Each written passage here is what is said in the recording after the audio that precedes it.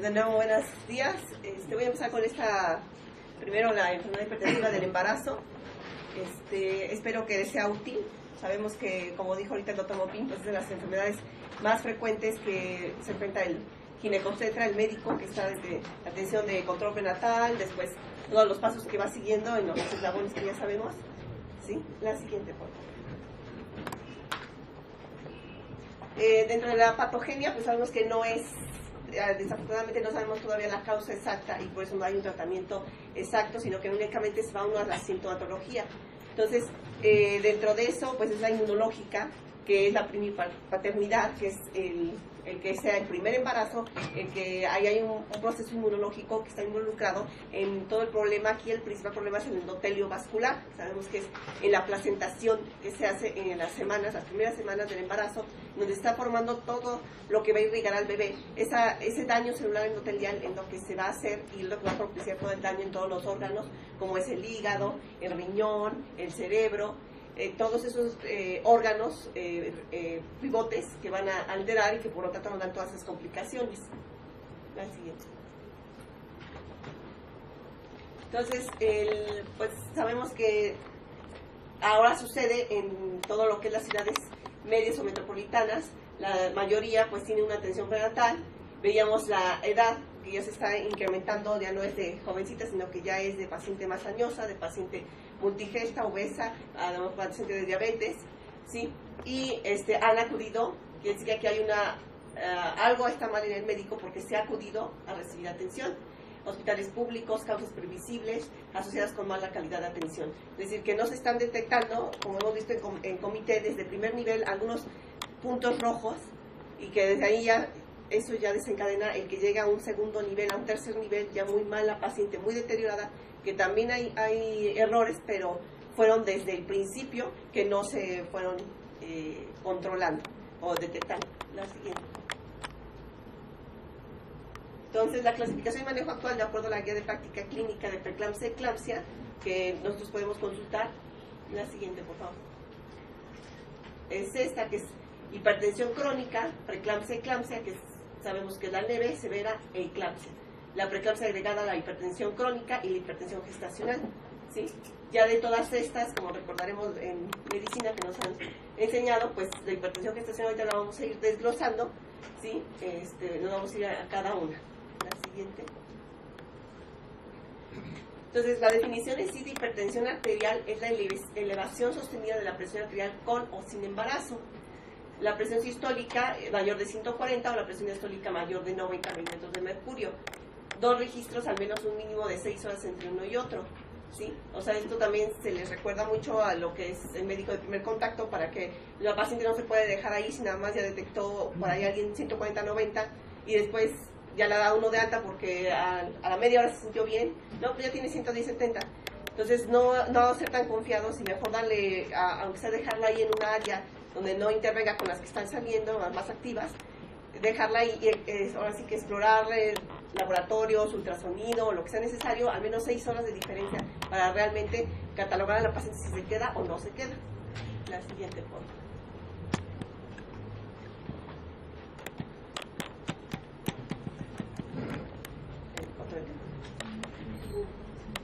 Entonces, la preeclampsia, la definición después de las 20 semanas de gestación durante el parto o en las primeras 6 semanas después de ¿sí?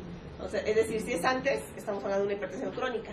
Ya cuando está embarazada o en las 6 semanas después de esto, estamos hablando de una preeclampsia, que se caracteriza por la hipertensión arterial de 140-90 o más, proteinuria de 30 miligramos sobre decilitro, que equivale a 300 miligramos en 24 horas. La siguiente. Entonces, es frecuente que además se presente cefalea, acúfenos, suspenos, edema, dolor abdominal o alteraciones de laboratorio. Todo lo que es la física y aparte la exploración física, lo que la paciente refiere, y aparte el laboratorio, ¿sí? En el laboratorio la proteinuria, como había comentado, es de 30 miligramos o el ácido úrico de más de 6 miligramos sobre decilitro. La presencia de hipertensión arterial mayor o igual a 140-90 después de la semana 20 o en ausencia de proteinuria es la hipertensión gestacional. Damos un ¿sí? A veces se llama hipertensión gestacional, a la que sucede después de en las 20 semanas, sí, después de las 20, pero no tiene proteinuria, únicamente va a tener la hipertensión, por eso nada más es hipertensión gestacional, únicamente está sucediendo en el embarazo, hipertensa, pero no tiene ningún deterioro ni, digamos, lo que refiere a la paciente, ni proteinuria. En laboratorio, en muchas ocasiones es un diagnóstico retrospectivo y se considera hipertensión transitoria, y si no se desarrolla preeclampsia, pues ya regresa después a la normalidad. Es la paciente que tuvo a su bebé y todo, y sale con presión a lo mejor todavía de 90 de diastólica, pero todos sus laboratorios estuvieron bien y nunca refirió a mayor sintomatología de gravedad. Entonces le damos seguimiento y en el puerperio pues ya incluso ya está mejor después de las 6 semanas, ya bajó su presión, ya está con laboratorios y seguimiento, se le da las citas y ya está estable la paciente. En caso de persistir con hipertensión posterior a las 12 semanas del parto, puede clasificarse como hipertensión crónica. O sea, ya si persistió esta hipertensión 12 semanas después, entonces sí ya se le cataloga como una hipertensión crónica, y esa paciente pues sí entraría ya dentro del censo de hipertensas y todo el seguimiento que se le debe dar. La siguiente.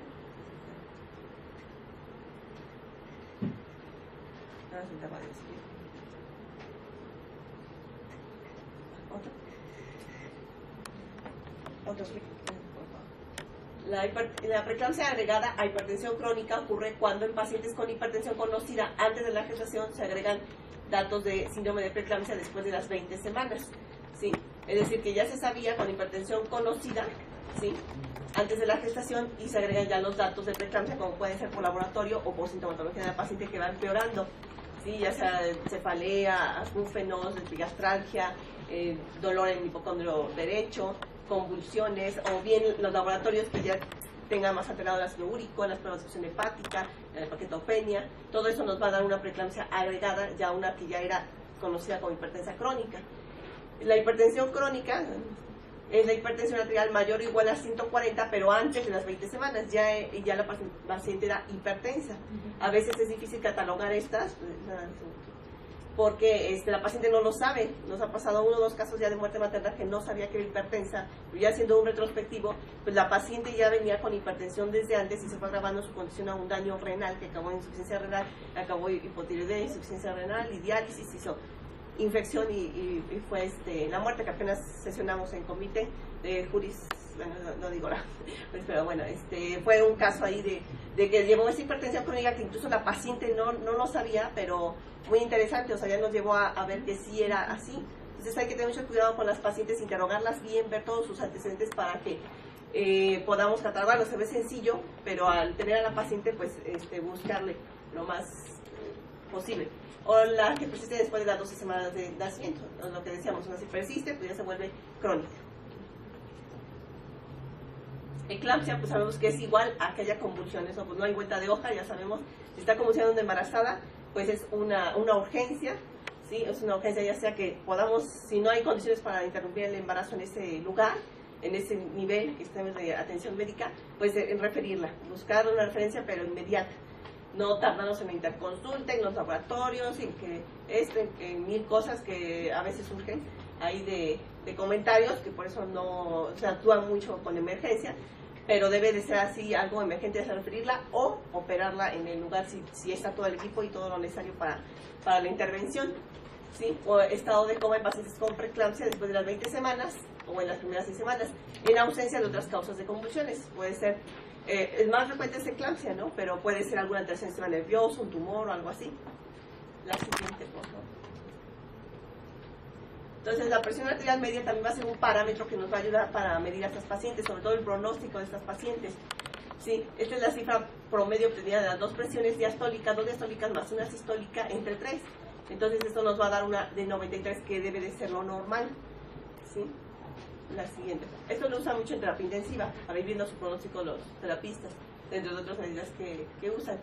O bien la cifra obtenida de la diferencia entre la sistólica y la diastólica entre 3 más una sistólica. ¿Sí? Esta diferencia entre 3 más una, aquí estaban, ¿no? Más una sistólica. Entonces debe ser 120-80, ¿sí? O sea, por ejemplo, es un ejemplo. Y lo normal sale de 93. O sea, es lo mismo, nada más que con otra formulación. La más común, la diastólica más una sistólica entre 3. El diagnóstico de hipertensión arterial entonces cambia de acuerdo al trimestre, ¿sí? De acuerdo a esta presión arterial media. En el trimestre tenemos la que ya vimos de 92, pero aquí en el primer trimestre cambia en el 20 milímetros o más sobre cifras previas. En el segundo, de más de 95, indistinto de más de 150, o sea, ya sea en el primero, segundo, tercero, pues va a ser hipertensión, pero en el tercero sobre todo se eleva a más de 105, o sea, conforme va aumentando el trimestre, en una que no esté todavía embarazada, pues va a ser 92, pero va incrementándose conforme va el trimestre, obviamente por todos los cambios que lleva el embarazo, ¿sí? Entonces, esto debe ser igual como la presión arterial en un mínimo de 6 horas de diferencia entre uno y otro. Y eso sirve mucho para más que nada el pronóstico, eso sí es, bueno, eso lo marca mucho los médicos de terapia intensiva. La siguiente.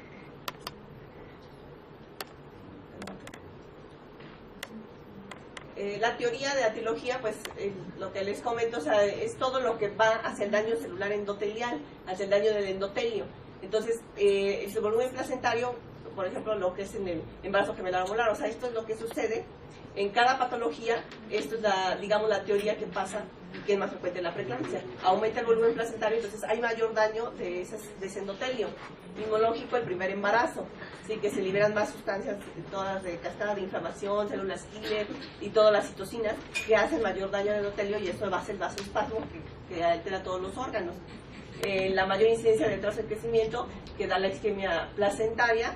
O sea, por la isquemia placentaria hay mayor retraso en el crecimiento, por todo ese vasoespasmo le llega menor oxigenación al bebé, menor todo nutrimento, y da con mayor frecuencia un retraso en el crecimiento. Pues a las pacientes luego que llegan con preeclampsia, con una hipertensión por ahí, y llegan con amenaza de parto pretérmino, aparentemente diagnosticadas como amenaza de parto a las 33, 34, a veces no es eso, sino es un retraso en el crecimiento que deben de descartar primero por un ultrasonido Doppler, por una valoración con, a lo mejor si hubiera la posibilidad con un perinato, y no dar útero inhibidor, sino interrumpir ya ese embarazo. O sea, muchas veces la amenaza de parto pretérmino se confunde, y puede ser ahí un bebé que si ya está retrasado en útero, ya el mismo organismo está dando esas contracciones uterinas para que nazca el bebé, ¿sí? Entonces eso es importante siempre tener en la mente de una preeclampsia, que el bebito ya tiene cierto daño, porque ya estuvo todo el embarazo con un vasoespasmo, ¿sí? El patrón familiar, pues si la mamá o si ya ella tuvo antecedentes, eso pues también se va a volver a repetir, entonces también hay que tener cuidado desde la historia clínica, fijarnos en eso. La probable protección con aspirina, o sea, porque hay un desbalance de prostaglandinas, entonces en la evidencia de la OMS no lo pone muy fuerte, yo estaba revisando, no pone muy fuerte la evidencia, pero sí se recomienda dar la aspirina de 75 miligramos a 100 por día, y no le afecta a la embarazada. Si nos llega una gordita con antecedente, multigesta, añosa, pues es mejor que le damos una protección así, porque es muy probable que haga un problema de hipertensión. Entonces ese es el daño endotelial, que va a hacer una disfunción a todos los órganos, disfunción hepatorenal y una coagulopatía, que también por eso terminan en una CID las pacientes. O sea, llegaron caminando, llegaron con 140, 90, pero se fueron deteriorando, a lo mejor porque no se actuó muy tempranamente, y terminó en una CID. La siguiente, por favor. Se consumen todos los factores de coagulación y todo, y entonces termina en eso. Avances en la etiología, bueno, pues nada más sabe que hay defectos en la remodelación vascular de la placenta, anormalidades en el polimorfismo genético, intolerancia inmune, activación celular endotelial, exageración de procesos inflamatorios sistémicos, o sea, todo va relacionado al daño endotelial con toda la cascada de proceso inflamatorio. Es lo que hasta el momento se sabe, por eso están ahorita lo que sí pues en México se hace más todo lo que es la detección de factores angiogénicos, que eso sí podría decir, no, pues esta paciente tiene mayor riesgo de hacer una preeclampsia. O bien, un ultrasonido desde principios, desde las 12, 13, 14 que están viendo, desde ahí la resistencia que haya, el notch o el parámetros de ultrasonido Doppler, que ven si realmente ya va a ser esa placenta está formándose mal, va a ser una resistencia placentaria, una resistencia ya al bebito, que no le va a dar la oxigenación. Entonces también se hace eso más temprano. Es lo único que hasta ahorita pues se ha podido adelantar. La siguiente, por favor.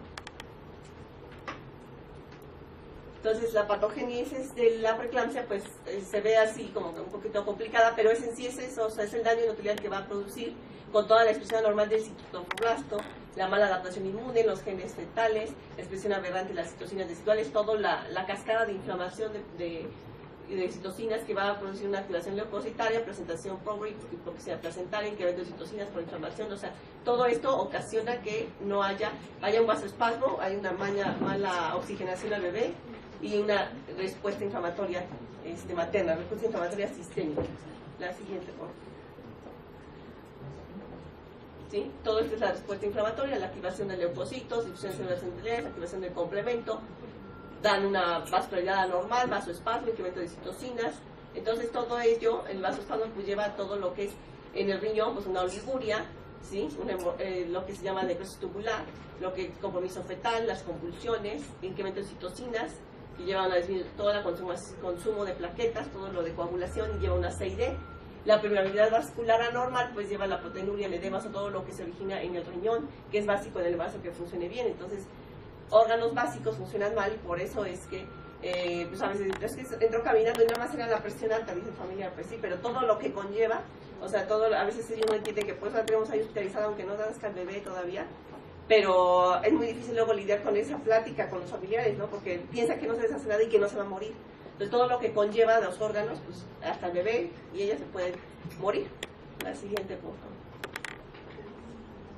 Entonces, bueno, esa es la explicación así del endotelio, que todo lo que causa daño endotelial ya de por sí, una paciente que ya con hipertensión, hiperinsulinemia, diabetes, lupus, enfermedades renales, o sea, esas enfermedades ya raras, de homocisteína, hipertiroidismo, todas ellas se van a tener un daño endotelial, digamos que sean gemelos, hidrops, hipertensión o diabetes, pues imagínense, ese endotelio no va a aguantar, o sea, lo mejor es que la mamá vaya lo más sana posible al embarazo. Entonces de ahí empiezan los problemas de que dices, bueno, pues cómo se iba a morir, si aparte de que tenía todos estos problemas, no se detectaron, no se le trataron, pues terminó en lo que era la historia natural de la enfermedad, ¿no? Entonces ya de por sí lleva todos estos factores que pues en nuestra escala que debemos de hacer de calificación de riesgo, pues a veces seguimos viéndolas con 7, 8, 9, que ya era arriba de 6, como sabemos, pues buscar una referencia, buscar algo, y entonces desde ahí podemos encontrar ciertos eslabones que se van perdiendo. La siguiente. El diagnóstico, bueno, sabemos que en esas enfermedades hay ciertos parámetros para diagnosticar algo. Entonces aquí nos estamos refiriendo a la preeclampsia, y la preeclampsia realmente no la podemos más que en factores pronósticos, o pues yo la hablo así como que sí se va medio a complicar, y les digo ahorita los factores angiogénicos, factores de crecimiento placentario, proteína plasmática asociada al embarazo, esos son los que se están haciendo, y algunos ultrasonidos del primer trimestre, generalmente son realizados por perinatología, en donde ya dicen, no, pues esta sí tiene un porcentaje de 40% que va a ser preeclampsia, tiene más cuidadita, más chequeos, no la dejan de cada mes, a estarla checando, no, cada 15 días con laboratorios, con detecciones, y si la ven mal, pues se interna a la paciente, ¿no? Entonces es diferente, o sea, el solo es detectar a la paciente más tempranamente. La siguiente,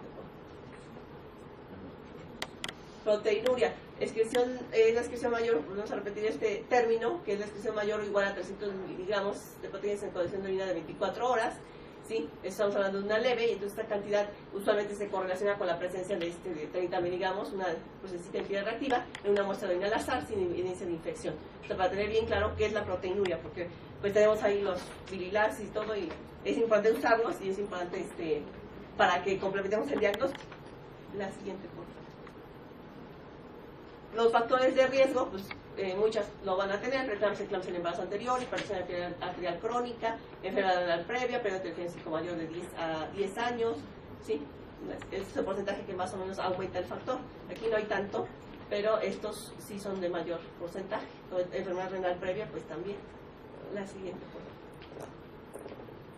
Diabetes mellitus pregestacional, las diabetes con esa clasificación de White.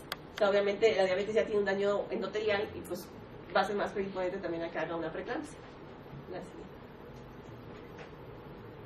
Trombofilias, índice de masa corporal, o sea, ya pacientes ya obesas, mujer menor de 16 o mayor a 35, o sea, los extremos de la vida, historia familiar de preeclampsia, nuliparidad, primipaternidad. La siguiente.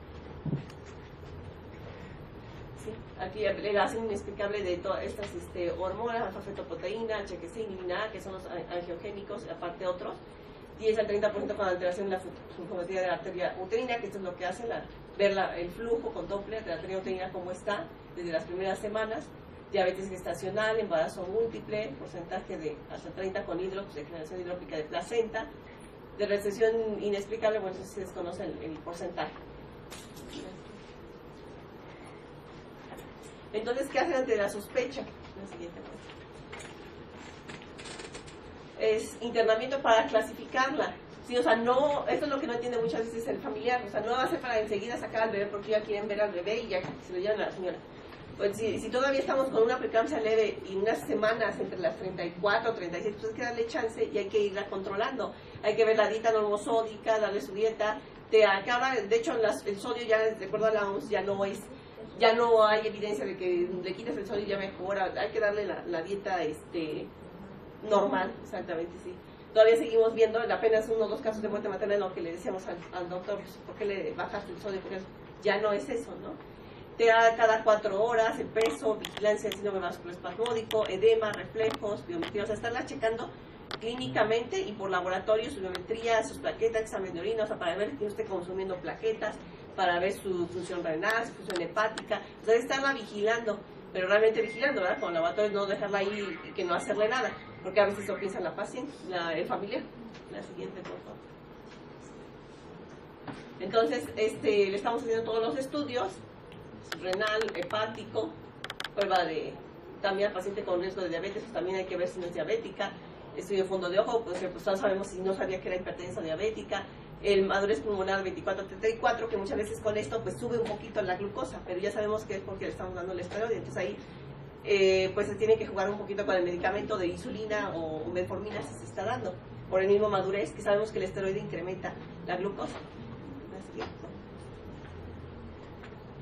Aquí la preeclampsia leve, bueno, la atención fetal, o sea, obviamente estamos tratando 2 pacientes, por eso pues es lo difícil, ¿no? El bebito hay que también estarle viendo, si la madre se empeora, pues no hay que sacar al bebé a pesar de las semanas, ¿sí? Entonces hay que estar viendo al bebé y si el bebé también se empeora, pues hay que, obviamente la mamá se empeora, pues el bebé se empeora, ¿sí? Son de la mano. Entonces verificar la precisa movilidad, el crecimiento uterino, estarle checando su frecuencia, su registro, arriba de las 32, porque abajo pues no está tan maduro su sistema neurológico del bebito y no nos va a dar un registro fiable. El ultrasonido, pues valorar todo lo que es líquido, fotometría líquido, porque si hay poco líquido, a lo mejor es un retraso ya que está haciendo el bebito, porque la hipertensión no se presentó o sea, ya el daño vascular no está dado desde que la detectamos a las 34, sino que está desde el inicio del embarazo, o sea, el bebito ya lo viene arrastrando, ¿sí? Entonces, valorar interrupción del embarazo de acuerdo a estas condiciones, ya sea cesárea o parto. Si se tiene que interrumpir, pues el cuello está bien o tiene buena probabilidad del parto, pues hay que darle parto. Si no, ya de acuerdo a peso u otras condiciones sería cesárea, pero no es indicativo de cesárea. Y pues obviamente es muy importante, que es el Doppler, es la mejor medida para ver cómo están los vasos perfundiendo al bebito. Entonces las ventajas, pues mejoran las condiciones maternas, la oportunidad de cuándo voy a sacar al bebé y en qué semanas, informarle al neonatólogo, al pediatra, o sea, de estarla refiriendo a un lugar donde va a tener otra atención. Entonces, clasificación de trastorno hipertensivo, detección temprana de una inminencia de eclampsia, detección temprana de forma severa, de alguna forma severa, detección temprana de un problema placentario, porque con la hipertensión obviamente todos los problemas de desprendimiento se van a elevar. Hay un 30-40% de que se pueda desquitar esa placenta, entonces también, o sea, todo esto nos da tiempo de checar a la paciente que se empeore, que nos vaya a convulsionar en un momento y clasificarla bien. Esta clasificación soy así como que muy fácil, pero igual pasó en una muerte materna que no la clasificaron. O sea, así como que se fue así con el diagnóstico y hasta que llega a otro nivel, ya la clasifican, ya le dan tratamientos, ya hay un daño renal, también ahí pasó, ya hay un daño renal, o sea, ya los órganos de por sí están mal y todavía le damos más chance para que se deterioren, pues más fácil. Entonces, mejorar las condiciones fetales, que se reduce la posibilidad de diagnóstico oportuno de retraso y prematurez. Las desventajas, pues la prolongación de los días, pérdida de los familiares, de su trabajo, o sea, todo eso pues sí pone, pero pues hay que explicarles, hay que por eso demostrarles que se está cuidando a la paciente. La siguiente, por favor. Entonces, la protección de salud materna va a ser más que la prevención del parto pretérmino y mantener el crecimiento fetal. O sea, lo que más pueda llegar al bebito mientras la mamá no se deteriore. La siguiente. Entonces, la leve, pues, ¿qué vamos a iniciar? Pues cuando esté entre 90 y 100, ya tenemos que iniciar un tratamiento antihipertensivo. No la podemos dejar ahí porque si no al ratito ha pasado, ¿verdad? También lo hemos visto, todos estamos en muerte materna, que convulsionó a las 6 horas. O la dejaron en la noche, no le dieron nada, pues ya llegaba como que con 90, 100. Pero curiosamente era noche, donde pues, sabemos que es un turno difícil, entonces ya pasa en la mañana y pues no le dieron nada, ya convulsionó. Pues sí, porque la dejamos actuar a la preeclampsia, ¿no? Aquí ya debemos de iniciar una antihipertensiva. La siguiente, por favor. Entonces podemos iniciar con alfa-metil-dopa, que es agonista central alfa, 250-500 cada 6 a 8 horas, hidralazina, vasodilatador periférico, 30-50 cada 6 a 8 horas. Estos se usan más, ya la betalol, nifedipina, la betalol, beta-bloqueador, estos pues es más caro, no hay tanto, 100 a 200 cada 12. Pues hipotensa mucho, si la paciente no está bien hidratada, o se les pasa un poco las tabletas, luego la hipotensa, entonces también por eso es que no se usa tanto. La agonista de los canales, que es 10 miligramos cada 8. Entonces, más que nada se usan estos. Entonces, ya cuando es severa, es una hipertensión, ya que estamos hablando de 160 a 110, que así han llegado, ¿no? Hay una de 140 a 160 que llegó y ya hizo ruptura hepática, de hecho, cáncer, ruptura hepática. Entonces, ya son presiones más elevadas. Cefalea, alteraciones visuales, cerebrales persistentes, epigastralgia, restricción del crecimiento. O sea, ya son alteraciones que ya nos ponen todavía más a correr una emergencia real. La siguiente. Entonces, el diagnóstico, pues aquí también podemos presentar al bebé, obviamente, oligohidrapios, oliguria, de menos de 524 que se define, edema agudo pulmonar, dolor en hipocondrio. Todo esto es de la guía de práctica de la preeclampsia. Todo esto viene así como una preeclampsia severa, que así pues hemos recordado de muertes y pues así llegan, así pintaditas, ¿no? La proteinuria más de 2 gramos en medida de 24 horas o su equivalente, catequina sérica de más de 1.2, trombocitopenia, incremento de la esclerogenasa láctica, elevación del doble de TG o TGP. A veces no hay tantas alteraciones acá, pero ya la paciente tiene clínicas o de presión arterial. La siguiente, pues. Entonces, de acuerdo a los criterios, aquí el que más actualizado pues, es la COP, ¿sí? 2002, es el que más se usa de hecho. Aquí proteinuria, pues de 5 gramos, 24 ya severo, todo esto, oliguria, ¿sí? Plaquetas bajas, elevación de enzimas hepáticas, restricción de crecimiento, edema pulmonar, epigastralgia, síntomas visuales. O sea, todo esto ya es una severidad. O sea, ponerle el expediente, esta paciente tiene un riesgo muy alto de mortalidad para que ustedes se defiendan y eso no, si pasa algo con esta paciente, pues ya había sido clasificada y ya se sabía cuál severidad tenía. La siguiente, por favor. Las variaciones en los criterios diagnósticos, pues hay ciertas variaciones en la preeclampsia. Sabemos que desgraciadamente la medicina no es 1 más 2, o sea, siempre nos han dicho en la escuela de medicina, es difícil, ¿no? Por más que aparecen nuevas enfermedades, por más que nos quedamos diciendo, pues sí, y luego sale otra enfermedad que no era esa, y así, entonces igual, o sea, desaparece la regla del 30-15 realmente para la TA. A lo mejor la paciente manejaba presiones más bajas y si se presentó con 130, 70, 80, no pensaste tanto en una preeclampsia que se fuera a agravar, ¿no? Pero hay que ver cuánto manejaba antes la paciente, a lo mejor, o otros factores que tenga la señora, ¿no? El edema debe abandonarse como un marcador. Ahora ya no es tanto de que si la paciente está hinchada o no, si tiene preeclampsia o no, a lo mejor no tiene edema, pero sí tiene todos los demás sintomatología, o el laboratorio también. No distingue entre una preeclampsia breve y severa, pues la progresión puede ser hacia la eclampsia. Y claro, también se ha visto, la verdad se ha visto en las muertes que así llegó y pues ahora sí que hasta la presión un poquito, 140-90, al parecer después están medio normales y que convulsionan, ¿no? Y entonces ya en la pasan a sala y eso a veces ya están haciendo el EBC. Entonces sí, también igual, o sea, es una enfermedad, pero por eso hay que ponerle mucha atención. Establece marcadores de riesgo mal pronóstico por todas las sistólicas de 160 o diastólicas de 110 o más, proteinuria mayor de 2 gramos, creatinina sérica igual o mayor a 1.2, plaquetas menores de 100.000, elevación de enzimas hepáticas, cefalea, persiste en el dolor epigastrio, o sea, sintomatología nos da mucho también. A veces el laboratorio, pues, no, dicen, no, es que no contábamos con laboratorio, es que no teníamos, no sé, extractivo. Bueno, pero la paciente te está dando esto. O sea, ya tienes a la paciente, es como la que es mucha riqueza en todo lo que tiene en antecedentes y lo que te está manifestando. Entonces a veces no le prestamos importancia a eso. La siguiente foto.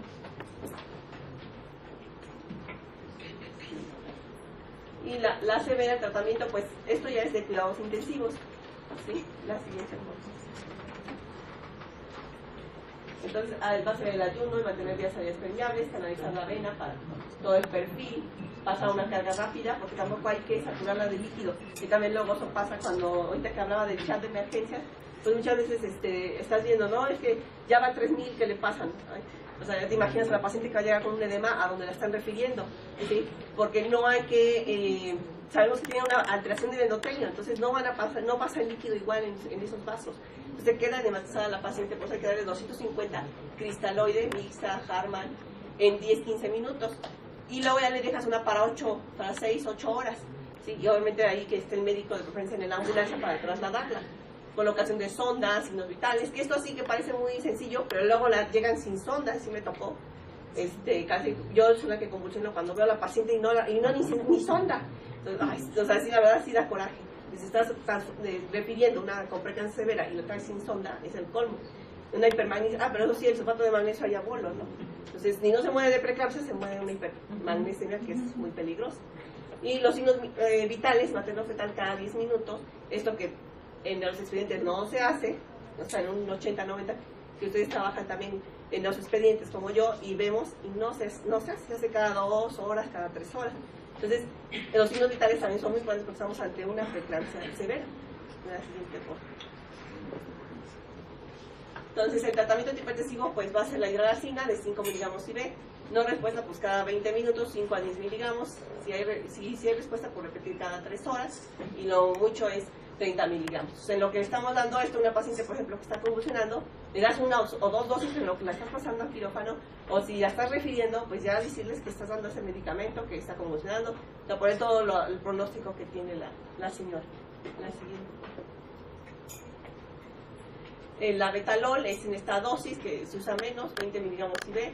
Si no hay respuesta, repetir cada 10 minutos 40 miligramos, no respuesta 80 cada 10, 2 dosis, si respuesta repetir cada 3 horas, y la dosis máxima es 220 miligramos. La siguiente. Si quieren les dejo luego la presentación para nifedipina administrar 10 miligramos por vía oral, va a ser contenido de glutil, va a pasar simultáneamente carga de solución cristaloide, ¿sí? Es decir, esto porque se hipotensan los pacientes, entonces sale peor. Solo en casos de continuar la presión arterial diastólica elevada, se repetirá cada 30 minutos por misma vía, y la dosis máxima es de 50 miligramos.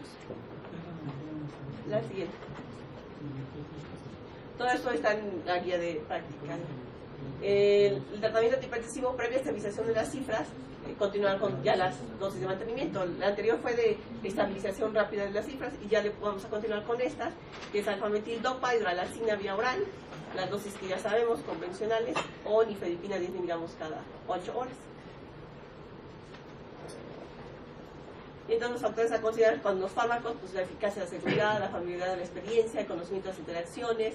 O sea, lo que debemos de conocer, por ejemplo, del sulfato de magnesio, que es el que más se aplica y que desafortunadamente lo dejan a chorros, es de los medicamentos que más cuidado se deben de tener, porque debe de estar presente un volumen urinario de 100 mililitros al menos en 4 horas, el reflejo patelar, debe de estar la frecuencia respiratoria arriba de 12 por minuto, o sea, porque si no son problemas que nos llevan a hipermagnesemia, un paro cardíaco, y pues, ya no murió de la preeclampsia, ¿sí? Entonces, es lo que vamos a tener en cuenta para un medicamento. La siguiente foto. La prevención de la crisis, lo que les digo, el sulfato, que son el sulfato modificado, que es el que más se usa, 4 gramos IV diluidos en 250 cc de solución glucosanal 5 a pasar en 20, y ya después le seguimos con 1 gramo por hora sin exceder 16 gramos en 24. Es decir, 1 gramo por hora ya después se lo dejas hasta 24, 48 horas de que ya nació el bebé. Vigilar la función renal, estado de conciencia, frecuencia respiratoria, ROTS. Entonces, o sea, siempre hay que, sobre todo el riñón, o sea, si una paciente no le vas a poner sulfato si no tiene sonda Foley, o si tiene ya daño renal, pues no hay que darle sulfato, hay que darle, si tiene una creatinina arriba de 1, que es lo malo en la embarazada, pues ya entonces tenemos la DFH, ¿sí? Ahorita vamos a ver la dosis también de eso. La siguiente, por favor. Entonces, las contraindicaciones son una diuresis menor de 100 en 24 horas, ausencia de reflejo, frecuencia respiratoria menor a 12, esas son las principales contraindicaciones. La siguiente. La difenilatoína, pues 10 a 15 miligramos por kilo IM o IV, 2 o 3 ámpulas, apurar en solución salina y administrar lento. Que esto, mi respeto, las enfermeras lo hacen rapidísimo, o sea, pasan el DFH hasta hacer la dosis y todo, y ya incluso tienen tiempo ahí, y con la rapidez y eso, y lo hacen bien. Y el mantenimiento 5 a 6 miligramos dividido en 3 dosis, ¿sí? En caso de que pues, haya una mala función renal y no se le da el sulfato. La siguiente. Las complicaciones, pues sabemos todas estas que son de lo que se han muerto las pacientes, ¿no? síndrome de Hell, desprendimiento de placenta, hemorragia, CID, insuficiencia renal, edema agudo del pulmón, hematoma, muerte, ya hubo una también que hubo un hematoma hepático, ¿no? Ya de insuficiencia renal, CID.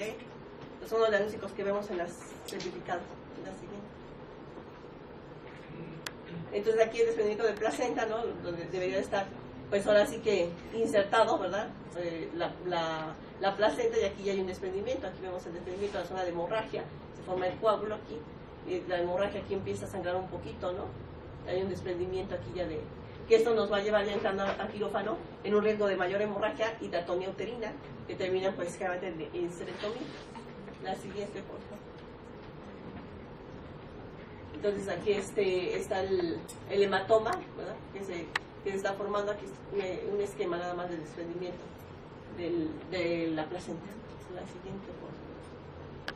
Las complicaciones, las fetales, pues es un retraso en el crecimiento que les comento. La prematurez, porque pues obviamente si la paciente ya llega mal, ya tiene daño, pues hay que sacar a ese bebé, si no va a estar peor. La trombocitopenia neonatal, la muerte fetal. La siguiente. Entonces el síndrome de Hell, para recordar lo que Weinstein dijo en 1982, que es la hemólisis, que es bilirrubina 1.2 miligramos o más, DHL 600 o más, elevación de enzimas hepáticas, que es esa TGO 70 unidades o más, DHL 60 o más, las plaquetas bajas, ¿sí? Eso es lo que significa, ¿no? el Hell. La siguiente. Esta es la clasificación de Martin, que bueno, ahora ya no se usa tanto, más que nada de pronóstico. ¿Cómo son las plaquetas? La tipo 1, que es menor a 50.000 por milímetro cúbico, tipo 2, 50.000 y 100.000, la tipo 3 entre 100.000 y 150.000, y la 4, que es cuando el síndrome aparece en el puerperio. O sea, esta es más que nada pronóstico, ¿sí? Pero en sí la gravedad es cuando ya tienen menos de 100.000. La siguiente, por favor. El diagnóstico diferencial, pues sabemos, hay muchas patologías. Generalmente pues, lo más frecuente es la preeclampsia, pero también a veces debemos de pensar en desgraciadamente un hígado graso de embarazo, que es también muy grave, apendicitis, diabetes, litiasis, enfermedad vesicular, gastroenteritis, úlcera, lupus, hepatitis, pancreatitis, o sea, también esto puede ser, ¿no? Pero vaya, de todas maneras todas estas son graves y también llevan a la interrupción del embarazo finalmente. La siguiente. Síndrome de HELP, ya, obviamente esto ya va a ser manejado también en terapia intensiva, con la interrupción del embarazo, ya, pues, ya pasó, de la interrupción pasa a terapia, sulfato de magnesio, antihipertensivo, transfusión de hemoderivados, todo el manejo se le va a dar ahí en terapia. Iniciar o continuar con la dexametasona, que tiene evidencia que mejora las plaquetas. ¿Sí? Observar signos de hematoma hepático, dolor, disminución de cifras extensionales, función respiratoria y renal. Diagnóstico diferencial, ahí pueden hacer más diagnósticos pidiéndole a otros laboratorios para diferenciar algún otro problema.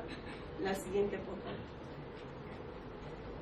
El riesgo de mortalidad en síndrome de HELP, pues si entre más elevado todas las cantidades, bajo aquí o moderado, pues va a ser el riesgo, por ejemplo de HL, va a ser el riesgo bastante alto de una morbilidad materna. ¿Sí? TGO, TGP, pues también son parámetros de HL, TGO, TGP. El ácido úrico antes se consideraba un poquito más predictivo, pero ahora ya no es tanto como las pruebas de función hepática. La proteinúria y la creatinina, ¿sí?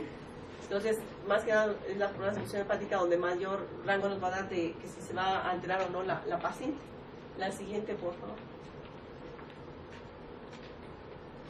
De criterios maternos para la interrupción del embarazo, pues sabemos todos estos: descontrol de la hipertensión, trombocitopenia, alteración de las pruebas de función hepática, alteración de la función renal, sospecha de desprendimiento de placenta, cefalea intensa, epigastralgia, todos los síntomas que puede presentar. La siguiente. Los criterios fetales, pues el retraso, PCS no reactiva, oligohidramnios. La siguiente. Entonces, ¿qué vamos a hacer con la evaluación de madre-feto?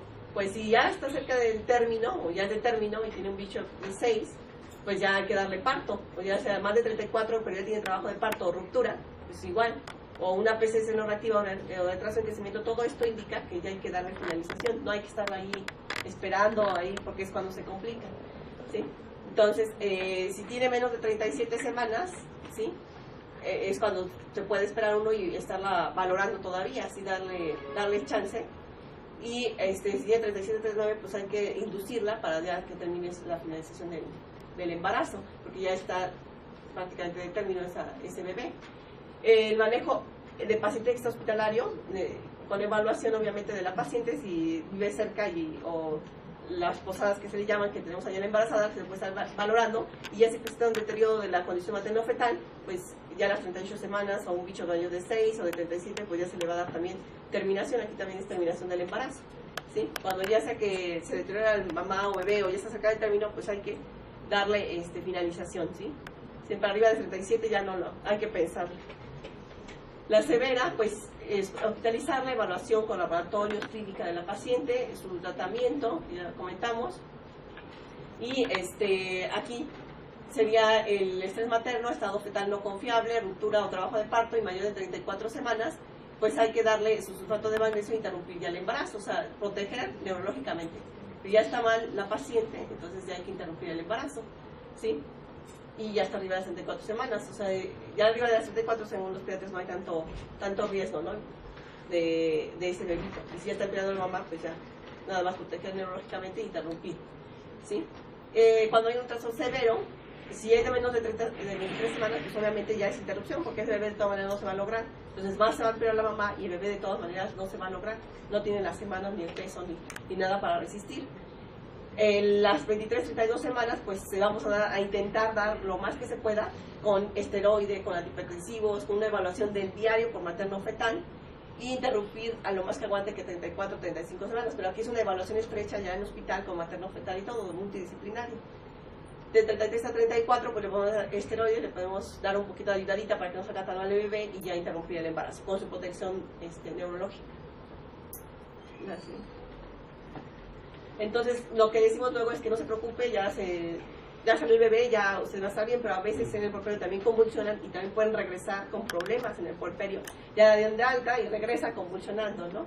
La siguiente. Entonces, ahí sabemos que también hay cascada de coagulación y todo en el puerperio, hay que estar también pendiente.